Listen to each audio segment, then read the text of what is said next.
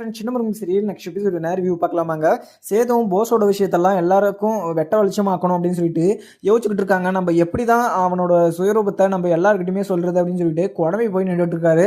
அதுக்கப்புறம் அங்கே சாமி கிட்ட நம்ம வேண்டியிருக்கோம், ஏதோ ஒரு வழி அங்கே போஸோட விஷயத்தெல்லாம் நம்மளுக்கு சாட்சியோட அப்பா கிட்ட நம்ம சொல்லணும் அப்படின்னு சொல்லிட்டு அங்கே நின்றுட்டு இருக்காரு. சாமி கிட்டேயுமே வேண்டிட்டு இருந்தாரு, கருப்புசாமி நீ தான் எனக்கு துணையா இருக்கணும் அப்படின்னு சொல்லிட்டு மனசுக்குள்ளே நினச்சிக்கிட்டு இருக்காரு. அதுக்கப்புறம் இங்கே சித்ராவும் ஜூஸுமே அங்கே கொடுத்தமிச்சு இங்கே சேது குடிக்கிற மாதிரி பண்ணிடுறாங்க. சேதுவும் ரொம்பவே மயக்க போட்டு கீழே விழுந்துடுறாங்க. ஆனால் கனவுல இங்கே கருப்பசாமி வந்து கத்தந்தனால அங்கே அந்த சவுண்டில் இங்கே சேதுவுமே முழிச்சிடுறாரு. உடனே ரொம்பவே மூச்சு வாங்கிட்டு அந்த உட்காடுறாங்க. உடனே நம்ம இது மனசுக்குள்ளே கருப்பசாமி வந்து பேசியிருக்கு. அப்போ சேதோட விஷயம் வந்து போஸோட விஷயமெல்லாம் நம்மளுக்கு தெரிய போகுதுன்னு நினைக்கிறேன். இப்போ போஸோட விஷயத்த நம்ம எப்படியாவது கண்டுபிடிச்சி தரணும். ஆனால் அங்கே சாமியே நம்மளை எழுப்பிட்டு இருக்கு. ஏதோனா ஒரு வழி இருக்கும், இங்கே இது போஸை நம்ம கண்டுபிடிச்சி தான் ஆகணும் அப்படின்னு சொல்லிட்டு எழுந்து வெளியே வந்துடுறாங்க. அதுக்கப்புறம் இங்கே சேது வரதை பார்த்துட்டு இங்கே சித்ராக்கும் ஈஸ்வரிக்கும் ரொம்பவே அதிர்ச்சியாகவும் இருக்குது. ஏன்னா நான் தான் மயக்க மருந்து கொடுத்து இப்போ தான் படுக்க வச்சுட்டு வந்தேன், எழுறதுக்கு 2 நாள் ஆகும். ஆனால் இப்போ முடிச்சுட்டு இங்கே சேது நல்லா நின்றுருக்கானே அப்படின்னு சொல்லிட்டு இங்கே சித்ராவுக்கு ரொம்பவே பதட்டமாக தான் இருக்குது. ஐயோ போச்சு, எப்படியும் போஸை கண்டுபிடிச்சி அந்த விஷயத்தெல்லாம் எல்லாருக்கிட்டையுமே சொல்லிட்டு போகிறோம் அப்படின்னு சொல்லிட்டு இங்கே சித்ராவுமே ரொம்பவே பதட்டமாக இருக்குது. உடனே ஈஸ்வரிக்கிட்டையும் போயிட்டு, அம்மா நான் அங்கே சேதுக்கு மயக்க மருந்து போட்டு ஜூஸில் கலக்கி கொடுத்தேன், ஆனால் அதை குடிச்சுமே சேது இப்போ முழிச்சு எழுந்து வந்து இங்கே நின்றுட்டு இருக்கான். இப்போ அந்த விஷயத்த எப்படியாவது கண்டுபிடிக்கணும்னு சொல்லிட்டு அவன் மனசுக்குள்ளே நினச்சிக்கிட்டு இருக்கான் போல அப்படின்னு சொல்லிட்டு இங்கே சித்ராவும் இங்கே ஈஸ்வரிக்கு சொல்லுவோம். ஈஸ்வரியும் ஒவ்வொரு பிரச்சனையாக வந்து சுற்றி நம்மளவே அடிக்குது, எங்கள் போஸுக்கு ஒரு கல்யாணத்தை பண்ணி வச்சிடலாம் அப்படின்னு சொல்லிட்டு பார்த்தா அந்த ஒரு குடியும் கொடுக்க விடாமல் இந்த கல்யாணத்தை நடக்க விடாமல் போஸ் இந்த வீட்டில் இருக்க விடாமல் பண்ணிடுவோம் போல இங்கே சேது அப்படின்னு சொல்லிட்டு இங்கே ஈஸ்வரியுமே சொல்லிட்டு இருக்காங்க. அதுக்கப்புறம் அந்த பொண்ணுக்கிட்ட பேசியுமே அந்த பொண்ணுமே ஒத்து வரல அப்படின்னு சொல்லிட்டு இங்கே ஈஸ்வரிக்கு என்ன பண்ணுறதுன்னு சொல்லிட்டு தெரியாமல் மண்டை பிச்சுக்கிட்டு உட்காந்துட்டு இருக்காங்க. அதுக்கப்புறம் போஸுமே ஐயோ இப்போ இந்த விஷயம் அந்த அவளுக்கு வேற தெரிஞ்சிச்சு, இப்போ அவள் என்ன பண்ண போறான்னு தெரியலையே, இந்த கல்யாணம் நடக்குமா நடக்காதான்னு சொல்லிட்டு கேள்விக்குறியாவே இருக்கே, இப்போ என்ன பண்ணுறது அப்படின்னு சொல்லிட்டு யோசிச்சுக்கிட்டு இருக்காங்க. அதுக்கப்புறம் ரொம்பவே குழப்பமாகவும் ரூமுக்குள்ளேயுமே வராங்க. அதுக்கப்புறம் ஈஸ்வரியும் சித்ராவும் அவங்க பேசிக்கிட்டு இருக்க பார்த்துட்டு இங்கே அம்மா என்னம்மா பேசிக்கிட்டு இருக்கீங்க அப்படின்னு சொல்லிட்டு இங்கே போஸுமே கேட்குறாங்க. உடனே இங்கே ஈஸ்வரி நீ பண்ணி வச்சிருக்க வேலை இல்லாமல் இப்போ இது சேது வேற உன்னை எந்த விஷயத்தில் மாட்டி விடலாம் அப்படின்னு சொல்லிட்டு பார்த்துக்கிட்டு இருக்க அந்த ஆத்திரங்காட்டுக்குள்ளே அந்த மாற்று மருந்தை நீ தமிழ் செல்விக்கிட்டு தெரிஞ்சுட்டு வந்தல, அது இப்போ சேதுக்கு தெரிஞ்சிருச்சு. சேது உன்னோட சுயரூபத்தெல்லாம் ராஜாங்க மாமா கிட்ட சொல்கிறதுக்காக அந்த சாட்சி தடக்கிட்டு இருக்கான். இப்போ நீ வசமாக மாட்டிக்கிட்ட, அந்த கல்யாணம் நடக்க போகிறதில்ல, அதே மாதிரி உனக்கு ஒரு கோடியுமே வரப்போகிறதில்ல, நீ இந்த வீட்டிலே இருக்க போகிறதில்ல, ஃபஸ்ட்டு நீ பண்ண விஷயத்துக்கு இந்த வீட்டிலே இருக்க போகிறதில்ல, போ எங்கேயோ போய் தொலை நீ எங்கேயோ அப்படின்னு சொல்லிட்டு இங்கே ஈஸ்வரியுமே ரொம்பவே திட்டிக்கிட்டு இருக்காங்க அங்கே போஸை. அதுக்கப்புறம் போஸுமே அங்கே இன்னுமே தெரியாமல் குழப்பத்தில் நின்றுருக்காங்க. அன்றைக்கி போதையில் இதெல்லாம் நம்ம உழையிட்டு இருப்போம் அப்படின்னு சொல்லிட்டு இங்கே போஸுமே யோசிக்கிறாரு. இந்த விஷயத்த அம்மா கிட்ட சொன்னால் ஏற்கனவே நம்ம மேலே ரொம்பவே கோவமாக இருக்காங்க, நம்ம இந்த விஷயத்த சொன்னால் நம்மளை இப்போ இந்த வீட்டிலே வைக்க மாட்டாங்க, அவங்களே அடித்து என்ன கழுத்தை பிடிச்சி வெளியே தள்ளி விடுவாங்கன்னு சொல்லிட்டு மனசுக்குள்ளேயே மறைச்சிக்கிறாரு போஸுமே. அதுக்கப்புறம் ஈஸ்வரி என்ன பண்ணுறதுன்னு சொல்லிட்டு அங்கே நடந்துக்கிட்டே இருக்காங்க. அதுக்கப்புறம் சித்ரா அம்மா நம்ம பேசாமல் அந்த பொண்ணுக்கிட்ட நம்ம இன்னொரு டைம் பேசி பார்க்கலாமா, அந்த பொண்ணு மனசு இது வச்சுச்சுன்னா இப்போ சேதை கூட நம்ம இதை எப்படியோ ஒன்று சமாளிச்சிக்கலாம். இப்போ அவள் அந்த கல்யாணத்துக்கு ஓகே சொன்னால் தான் நாளைக்கு இங்கே போஸுக்கும் அந்த பொண்ணுக்கும் கல்யாணம் நடக்கும். இப்போ அந்த பொண்ணை எப்படி சமாதானப்படுத்துன்னு சொல்லிட்டு யோசிமா அப்படின்னு சொல்லிட்டு இங்கே சித்ரா சொல்கிறாங்க. உடனே இங்கே ஈஸ்வரியுமே யோசிக்கிறாங்க, நம்ம என்னதான் பண்ணுறது அப்படின்னு சொல்லிட்டு அவங்க யோசிச்சுக்கிட்டு இருக்காங்க. அதுக்கப்புறம் அவங்க தமிழ்செல்வியும் மலர் தனம் அவங்க 3 பேரும் உட்காந்துக்கிட்டு அந்த பாட்டை கேட்ட உடனே வயிற்றில் இருக்க குழந்தை துடிப்பு அப்படியே சைலண்ட்டாக வந்து நல்லா ஜாலியாக என்ஜாய் பண்ணி கேட்குது போல். நம்ம அந்த பாட்டை நிறுத்தினா அங்கே என்னை எட்டி ஒதிக்கிற மாதிரி எனக்கு ரொம்பவே வலிக்குது அப்படின்னு சொல்லிட்டு இங்கே தமிழ்செல்வி சொல்லிட்டு இருந்தாங்க. இந்த பாட்டை நிறுத்த வேணாம்னு சொல்லிட்டு உங்கள் குழந்தை சொல்லுதுன்னு சொல்லிட்டு மலருமே சொல்லியிருப்பாங்க. ஆமாம் மலரக்கா, நீங்கள் சொன்ன மாதிரி அந்த பாட்டை போட்டால் அந்த வயிற்றில் இருக்க குழந்தை எதுவுமே பண்ண மாட்டேது, ஜாலியாக என்ஜாய் பண்ணது போல் அப்படின்னு சொல்லிட்டு தமிழ்செல்வியுமே ரொம்பவே சந்தோஷப்படுறாங்க. அதுக்கப்புறம் சேதுவுமே அங்கே வெளியே வந்து எனக்கு ரொம்பவே தலை சுத்துற மாதிரி இருந்துச்சு, எனக்கு என்ன ஆச்சுன்னே தெரியலையே, எனக்கு அந்த ஜூஸ் எடுத்துகிட்டு கொடுத்த பின்னாடி தான் இது மாதிரி ஆயிடுச்சு, அவள் தான் இந்த ஜூஸில் இதை கலக்கி எடுத்துகிட்டு வந்து கொடுத்துருக்கா அப்படின்னு சொல்லிட்டு இங்கே சேதுக்குமே கொஞ்சம் சந்தேகம் வருது. அதுக்கப்புறம் ராஜாங்கமும் அங்கே வெளியில் போயிட்டு வந்து உக்காந்துக்கிட்டு இருக்காரு சன்னியாசிக்கிட்ட. சன்னியாசி அந்த கணக்கெல்லாம் முடிச்சுட்டு அந்த கல்யாணத்துக்கு ஏற்பட அந்த பத்திரிக்கைலாம் நீங்கள் எல்லா இடத்துலையும் கொடுத்தாச்சா, எல்லாமே முடிஞ்சிச்சா, இதெல்லாம் சொந்த பந்தமெல்லாம் நீங்கள் விட்டுட்டு போகிறீங்க, எல்லாம் அதை பார்த்து எல்லாம் கரெக்டாக பண்ணுறங்க. இப்போ மாப்பிள்ளை வீட்டில் இருந்து எந்த காலுமே இல்லை, என்ன பண்ணுறாங்க அப்படின்னு சொல்லிட்டு இங்கே கல்யாணம் நம்ம வீட்டில் தானே வைக்க போகிறோம் அப்படின்னு சொல்லிட்டு இது வீடு எல்லாமே பார்த்தீங்கன்னா ஜோடிப்பா எல்லாமே சொல்லிட்டியா அப்படின்னு சொல்லிட்டு இங்கே சன்னியாசிக்கிட்ட சொல்லிட்டு இருக்காங்க. ஆனால் இன்னைக்கு நைட் வந்துடுவாங்க, நான் எல்லாமே சொல்லிட்டு இருக்கேன் அப்படின்னு சொல்லிட்டு இங்கே சன்னியாசியுமே சொல்லிக்கிட்டு இருக்காங்க. அதுக்கப்புறம் அங்கே போஸை கல்யாணம் பண்ணிக்கிற போகிற பொண்ணோட அப்பாவுமே இந்த ஏற்பாடு எதுவுமே நடக்க வேணாம், இந்த கல்யாணமும் நடக்க போகிறதில்ல, இங்கே எதுவுமே நடக்க போகிறதில்ல அப்படின்னு சொல்லிட்டு உள்ளே வரவும் உடனே எங்கள் ராஜாங்கத்துக்கும் சன்னியாசிக்கு அப்பத்தாக்கு மோகனாக்கு ரொம்பவே அதிர்ச்சியாகவும் இருக்குது. என்ன சம்மந்தி என்ன சொல்லிக்கிட்டு இருக்கீங்க அப்படின்னு சொல்லிட்டு இங்கே ராஜாங்கம் கேட்குறாரு. உடனே இங்கே போஸ் பண்ணி வச்சிருக்க விஷயத்துக்கு நான் அந்த கல்யாணத்தை நிறுத்த விட அவனை ஜெயிலில் பிடிச்சி கூட போகிறதுக்கு எனக்கு ரைட்ஸ் இருக்குது. அவன் நான் நல்லவனே கிடையாது, ஆனால் நீங்கள் பெரிய இடத்துலன்னு சொல்லிட்டு நான் ஏதோ இது எதுவுமே விசாரிக்காம நான் கல்யாணத்துக்கு ஒத்துக்கிட்டா, ஆனால் போஸ் இது மாதிரி பண்ணுவான்னு சொல்லிட்டு நான் கொஞ்சம் கூட எதிர்பார்க்கல ஐயா அப்படின்னு சொல்லிட்டு அங்கே பொண்ணவங்க அப்பாவுமே ரொம்பவே கோபமாக சொல்லவும் இங்கே இதை கேட்ட ராஜாங்கத்துக்கு பயங்கர கோபமாக தான் இருக்குது. இங்கே சேது என்ன பண்ணான் அப்படின்னு சொல்லிட்டு கேட்குறாங்க.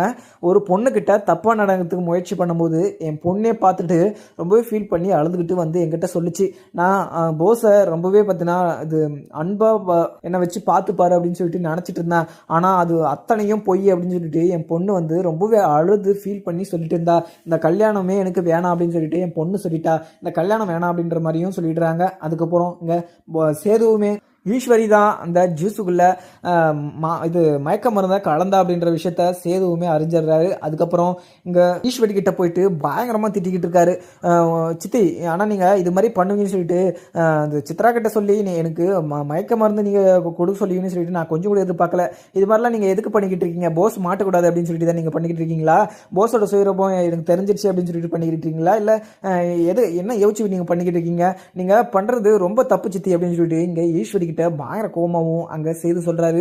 உடனே அதுக்கப்புறம் ஈஸ்வரியும் ஐயோ சேது அதெல்லாம் ஒன்றும் இல்லை சேது, இங்கே நான் உனக்கு ஜூஸு நான் கொடுக்கலையே எங்க அப்படின்னு சொல்லிக்கிட்டு இருக்காங்க. ஈஸ்வரியும் அங்கே மாற்றி சும்மா சித்தி சும்மா நீங்கள் சும்மா பொய்யெல்லாம் சொல்லிக்கிட்டு இருக்காதிங்க, நீங்கள் என்ன பண்ணுவீங்க அப்படின்னு சொல்லிட்டு உங்களோட எல்லா சுயரூபமும் எனக்கு தெரியும், ஆனால் நீங்கள் இதெல்லாம் தெரிஞ்சுமே நீங்கள் இதெல்லாம் மேலே பண்ணுறதெல்லாம் ரொம்ப தப்பு சித்தி. உங்களை இந்த வீட்டில் அப்பா இருக்க விட்டுருக்காரு அப்படின்னு சொல்லிட்டு தான் எத்தனை தப்பு பண்ணாலுமே இந்த வீட்டில் இருக்கீங்க அப்படின்னு சொல்லிட்டு தான் நீங்கள் இது மாதிரி தப்பெல்லாம் பண்ணிட்டு இருக்கீங்களா அப்படின்னு சொல்லிட்டு இங்க சேது கேட்கிறாரு. உடனே இங்க ஈஸ்வரிக்கு ரொம்பவே பதட்டமாக இருக்கு. அங்க சித்ராக்குமே ரொம்ப பதட்டமா இருக்கு. அந்த மாத்து மருந்து இது மயக்க மருந்து நாம தான் கலந்தோம்னு தெரிஞ்சுங்க சேதுக்கு தெரிஞ்சு நாங்க பெரிய பிரச்சனையாகும் அப்படின்னு சொல்லிட்டு அங்க சித்ராவுமே சைலண்ட் ஆயிடுறாங்க. அதுக்கு சித்ராவை பார்த்து ஈஸ்வரியுமே சித்ரா தான் கலந்துருக்கணும் அப்படின்னு சொல்லிட்டு அங்கே யோசிச்சுக்கிட்டு சைலண்ட் ஆயிடுறாங்க. சேது அது மாதிரிலாம் எதுவும் பண்ணியிருக்க மாட்டாங்க சேது, உனக்கு ரொம்பவே டயர்டாக இருக்கும், அதனால தான் நீங்கள் மயக்கம் போட்டு கீழே வந்துட்டு அப்படின்னு சொல்லிட்டு இங்கே ஈஸ்வரியுமே அப்படி இப்படின்னு மாற்றி பேசிக்கிட்டு இருக்காங்க. அதுக்கப்புறம் உங்கள் பையன் பண்ண ஒரு மிகப்பெரிய தப்பு எனக்கு தெரிய வந்துருச்சு, ஆனால் அந்த மாத்து மருந்தை எடுத்துகிட்டு வராமலே இந்த தமிழ் செல்விக்கிட்ட இருந்து பிடிக்கிட்டு வந்துட்டு இங்கே எல்லாருக்கிட்டையுமே நல்ல பேர் வாங்கிட்டு இருக்காங்க போஸ்.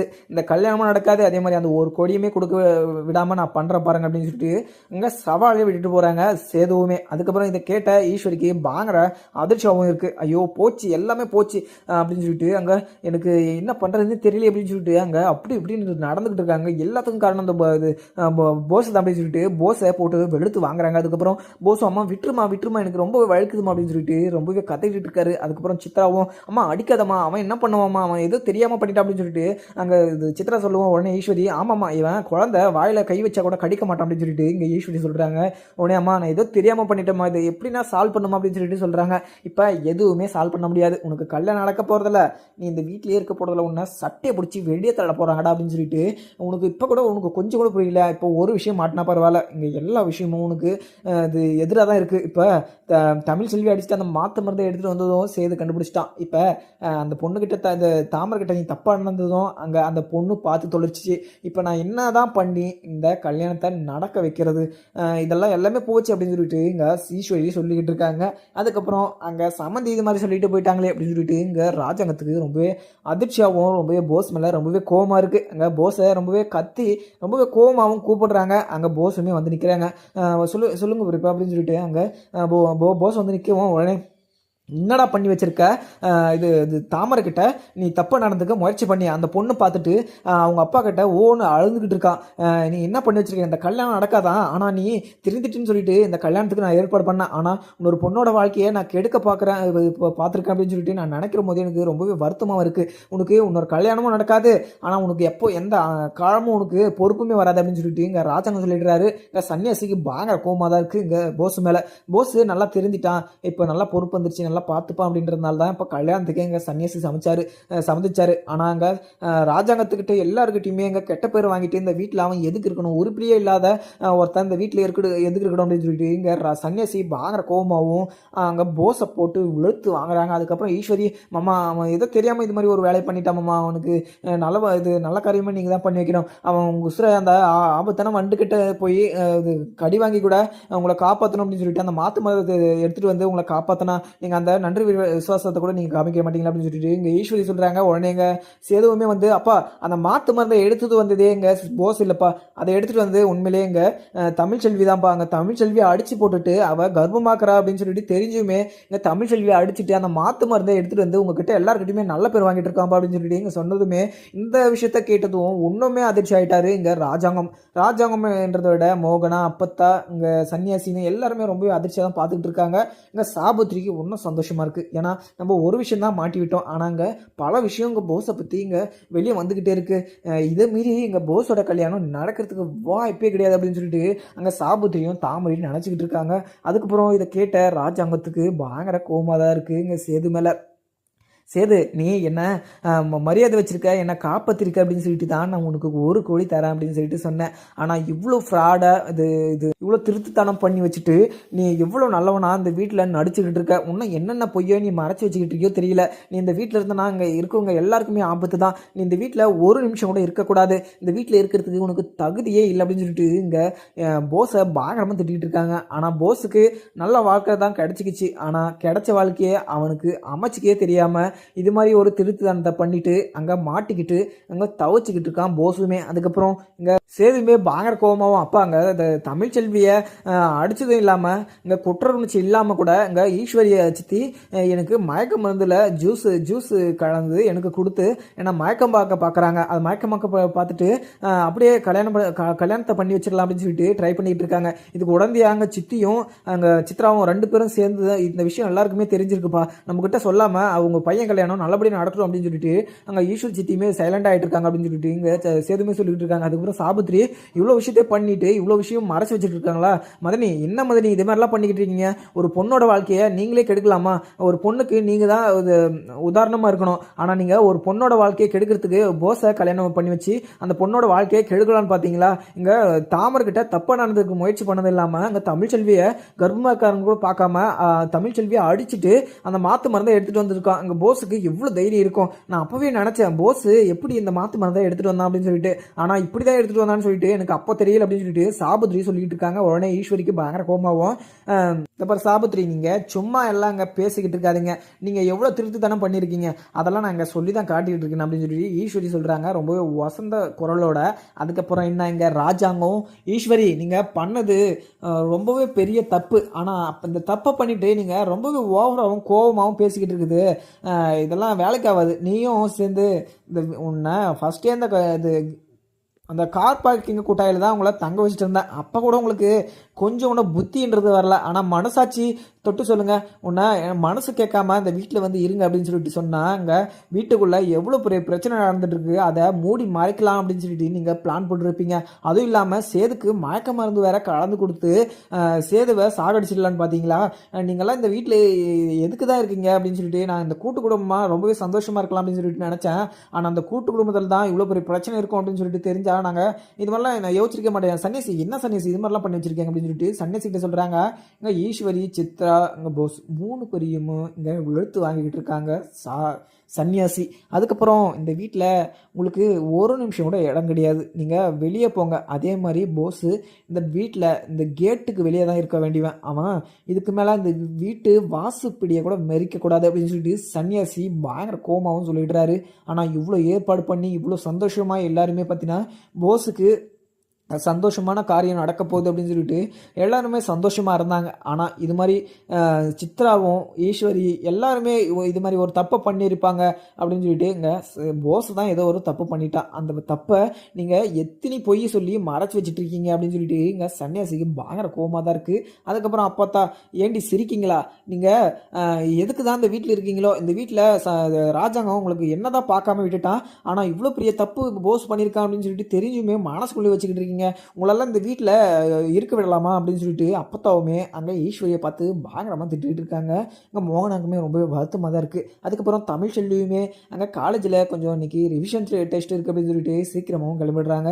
அதுக்கப்புறம் தனமும் மலருமே அங்கே உக்காந்துக்கிட்டு, அக்கா அங்கே துணி காஞ்சிட்டு இருக்கோம், நான் போய் எடுத்துகிட்டு வந்துடுறேன் அப்படின்னு சொல்லிட்டு தனமும் போயிடுறாங்க. அதுக்கப்புறம் இந்த காய்கறியெல்லாம் கட் பண்ணிக்கிட்டு இருக்காங்க மலருமே. அதுக்கப்புறம் படிக்கணும் அப்படின்னு சொல்லிட்டு அங்கே காய்கறி கட் பண்ணியே படிச்சுக்கிட்டு இருக்காங்க மலருமே. ஏன்னா மலருக்கு வக்கீல் ஆகணும் அப்படின்னு சொல்லிட்டு ரொம்பவே ஆசை. அதுக்கு வக்கீல் ஆகியே தீர்வோம் அப்படின்னு சொல்லிட்டு இங்கே மலர் அக்காவுமே படிச்சுக்கிட்டு இருக்காங்க. அதுக்கப்புறம் எனக்கு பார்க்கலாமாங்க. வீடியோ பிடிச்சிருந்தா லைக் பண்ணுங்கள். Thank you friend.